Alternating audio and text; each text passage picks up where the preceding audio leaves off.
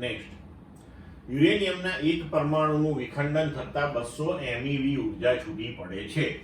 તો 6.4 watt power મેળવવા 1 સેકન્ડમાં કેટલા યુરેનિયમના ન્યુક્લિયસનું વિખંડન થવું જોઈએ?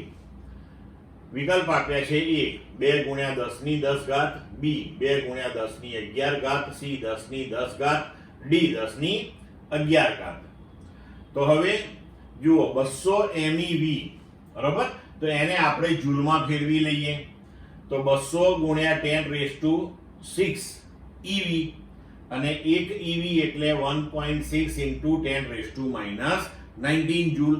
એટલે કે 200 MeV ઉર્જા એટલે કે 200 × 10⁶ × 1.6 × 10⁻19 એટલા જૂલ ઉર્જા થઈ.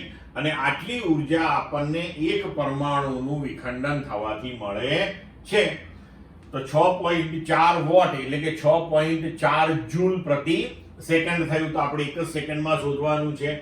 તો આટલા જૂલ ઉર્જા એક પરમાણુના વિખંડનથી મળે. તો 6.4 જૂલ ઉર્જા કેટલા પરમાણુઓના વિખંડનથી મળે? સાદી ત્રિરાશિ મૂકી દેવાની.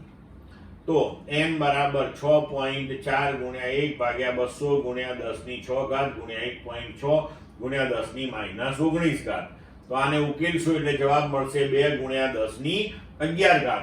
એટલે વિકલ્પ પ્રમાણે આપણો જવાબ થશે B મિત્રો.